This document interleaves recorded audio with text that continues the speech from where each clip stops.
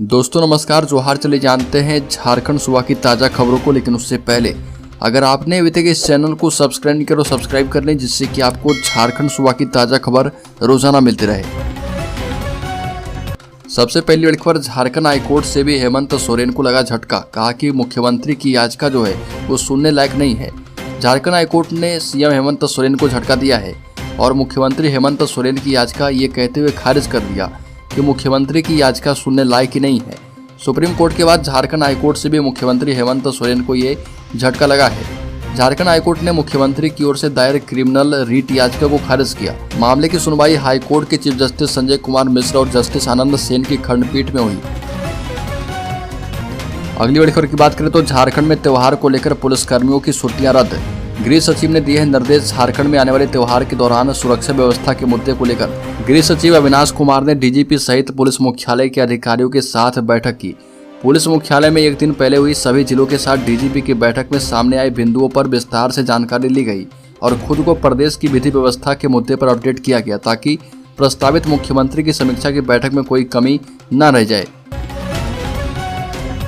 एक बार झारखंड के मुख्यमंत्री हेमंत सोरेन की सरकार में अपराधी बेखौफ घूम रहे और उन्हें कोई डर नहीं है। डर है तो इस राज्य की जनता को। पुलिस प्रशासन वसूली करने में लगी है और ऐसी सरकार से राज्य में विकास संभव नहीं है। चारों तरफ लूट एवं भ्रष्टाचार मचा हुआ है। लूट भ्रष्टाचार से मुक्ति पाने के लिए भाजपा की सरकार बनानी होगी और यह संकल्प यहां से लेकर जाना है। उक्त बातें राज्य स्टेट फुटबॉल मैदान में आयोजित 71वें संकल्प यात्रा कार्यक्रम को संबोधित करते हुए भाजपा के प्रदेश अध्यक्ष बाबूलाल मरांडी ने कही और कहा कि 2014 में जब नरेंद्र मोदी की सरकार केंद्र में बनी, उसी समय से गरीब किसान एवं महिलाओं के विकास को लेकर कार्य हुआ है और सभी को आवास भी मिला है। भाजपा सरकार गांव-गांव में सड़क, नदी नालों पर पुल पुलिया और गांव-गांव तक बिजली पहुंचा दी है।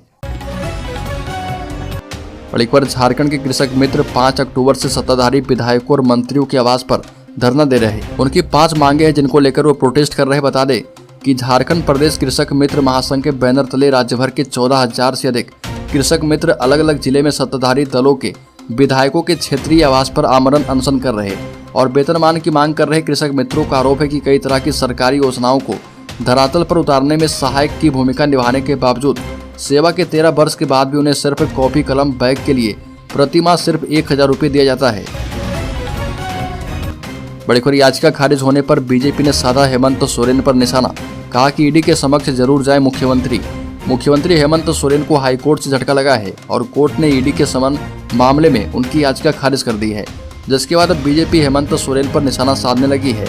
बता दें कि झारखंड हाईकोर्ट से मुख्यमंत्री हेमंत सोरेन की याचिका खारिज होने के बाद प्रमुख विपक्षी दल भारतीय जनता पार्टी को एक बार फिर से बोलने का मौका मिल गया है। ईडी समन को लेकर हमेशा हेमंत सोरेन पर हमला बोलने वाली भारतीय जनता पार्टी ने सलाह देते हुए कहा है कि मुख्यमंत्री हेमंत सोरेन को ईडी के समक्ष जाकर अपनी बात रखनी चाहिए।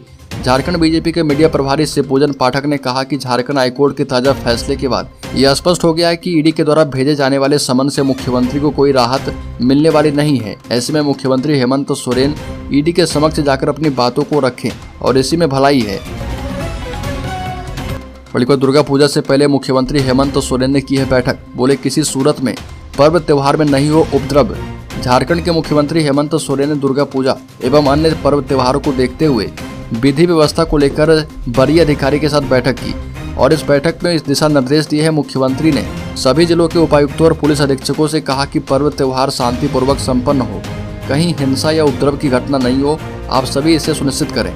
पर्व त्योहार में सुरक्षा, साफ सफाई, बिजली, पानी, यातायात और फायर ब्रिगेड की व्यवस्था दुरुस्त रखें। सभी हाई मास्ट लाइट और स्ट्रीट लाइट्स 2 दिनों के अंदर दुरुस्त करें ताकि दुर्गा पूजा के दौरान लोगों को परेशानी नहीं हो। सभी उपायुक्तों और पुलिस अधीक्षकों से कहा गया है कि सूचना तंत्र को मजबूत रखें। किसी भी प्रकार की कोई जानकारी मिलने पर तुरंत एक्शन लें। बल्कि इनामी नक्सली आकाश समेत 7 नक्सलियों की संपत्ति होगी कुर्क। पुलिस ने पूरी की प्रक्रिया। झारखंड पुलिस का नक्सलियों के खिलाफ अभियान लगातार जारी है। नक्सलवाद की कमर तोड़ने के लिए पुलिस बड़ी कार्रवाई करने जा रही है।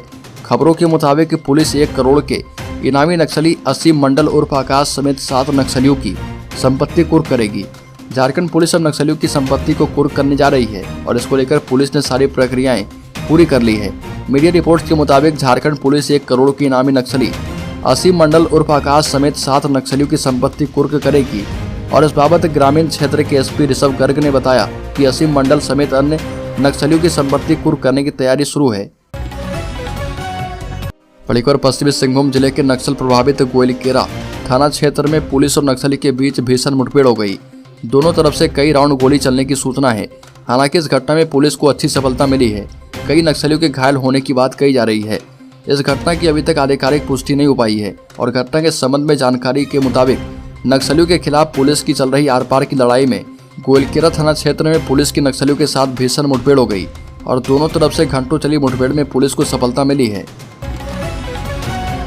बड़ीकर विभिन्न कार्यक्रम में भाग लेने के लिए कांग्रेस के दिग्गज नेता और राज्यसभा सांसद धीरज साहू लोहरदगा पहुंचे और यहां पर उन्होंने बीजेपी के प्रदेश अध्यक्ष बाबूलाल मरांडी पर जमकर हमला बोला। राज्यसभा सांसद ने कहा कि बाबूलाल मरांडी की कथनी और करनी में फर्क है। जनता बाबूलाल मरांडी को आने वाले वक्त में जवाब देगी। राज्य में विधानसभा चुनाव जैसे जैसे नजदीक आ रहा वैसे वैसे राजनीतिक बयानबाजी तेज होती जा रही है। भारतीय जनता पार्टी, झारखंड मुक्ति मोर्चा और कांग्रेस के बीच बयानों का युद्ध चल रहा।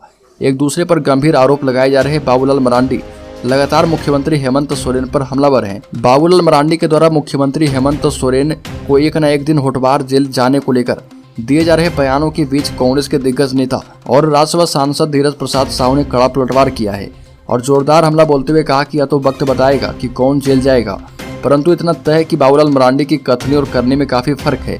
कांग्रेस सांसद धीरज प्रसाद साहू ने कहा कि यह वही बाबूलाल मरांडी हैं जो कि झारखंड विकास मोर्चा में रहते हुए कहा करते थे कि भारतीय जनता पार्टी में वापस जाने से अच्छा है वह कुतुब मीनार में चढ़कर छलांग लगा देंगे।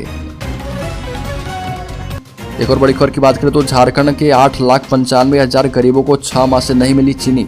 झारखंड के 8,95,000 गरीबों की थाली से मिठास गायब है और इन्हें 6 माह से चीनी नहीं मिल पाई है।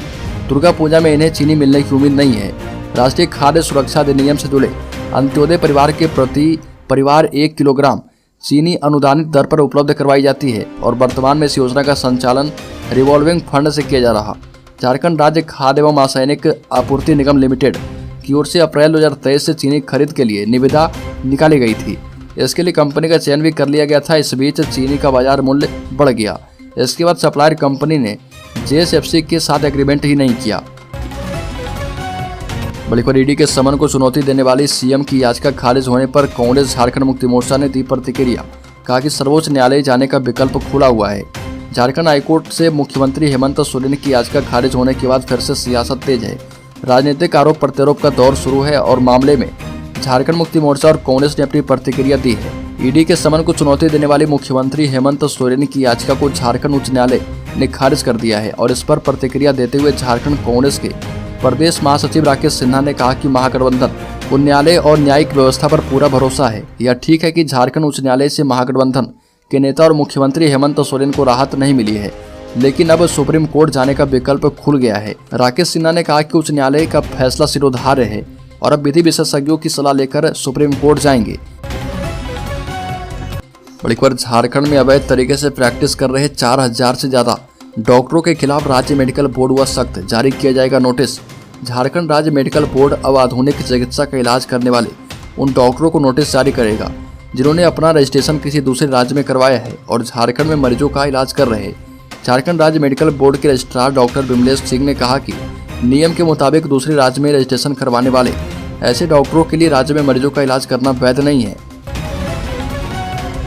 बड़ी खबर लोकसभा चुनाव 2024 की तैयारी शुरू है और केंद्र की नरेंद्र मोदी सरकार को सत्ता से बेदखल करने के लिए 2 दर्जन से अधिक विपक्षी दलों ने एक गठबंधन इंडिया बनाया है और Indian national developmental inclusive alliance के द्वारा ये प्रयास लगातार जारी है। और राज्य में कांग्रेस के प्रदेश प्रभारी अविनाश पांडे पहले ही स्पष्ट कर चुके हैं कि झारखंड में विधानसभा चुनाव में झारखंड मुक्ति मोर्चा ही बड़ा भाई होगा। हेमंत सोरेन गठबंधन का चेहरा होंगे और इस विषय में अब जनजातीय मामलों के केंद्रीय मंत्री और झारखंड के पूर्व मुख्यमंत्री अर्जुन मुंडा से पूछा गया तो उन्होंने इसका जवाब दिया। और पत्रकार ने अर्जुन मुंडा से पूछा कि लोकसभा चुनाव के बाद झारखंड में विधानसभा चुनाव है, हेमंत सोरेन के खिलाफ बीजेपी में मुख्यमंत्री का चेहरा कौन होगा, तो इस पर अर्जुन मुंडा ने कहा कि ये समय बताएगा। झारखंड महिला एशियाई चैंपियंस ट्रॉफी का अनावरण। मुख्यमंत्री हेमंत सोरेन ने कहा कि झारखंड में खिलाड़ियों का खजाना है, खनिज के अलावा खेल से बनेगी अलग पहचान। झारखंड महिला एशियाई हॉकी चैंपियनशिप का उद्घाटन प्रोजेक्ट भवन में हुआ और झारखंड में पहली बार हो रही अंतर्राष्ट्रीय हॉकी प्रतियोगिता झारखंड महिला एशियन चैंपियनशिप ट्रॉफी का भी अनावरण किया गया।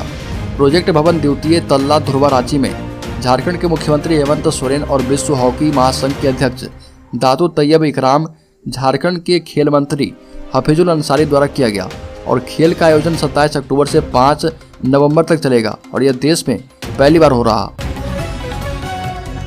बड़ी खबर, रांची हिंसा मामले में अब भी छिपे हैं कई राज। रांची हिंसा के आरोपियों से सीआईडी करेगी पूछताछ, कोर्ट ने दे दी है इजाजत। राजधानी रांची में हुई हिंसा के मामले में आरोपी नवाब चिश्ती और मोहम्मद शकील उर्फ कारू से सीआईडी अब पूछताछ करेगी। जेल में पूछताछ के लिए कोर्ट ने सीआईडी को इजाजत दे दी है। सीआईडी दोनों से डेली मार्केट थाने में दर्ज कांड संख्या 17/2022 से जुड़े मामले में कई सवाल करेगी। सीआईडी को शक है कि इस पूछताछ में कई अहम जानकारियां इनके पास है जिससे उन्हें मदद मिल सकती है। रांची हिंसा के बाद डेली मार्केट थाने में प्राथमिकी दर्ज की गई थी और इस केस के सूचक रांची के तत्कालीन टाउन सीओ अमित भगत हैं।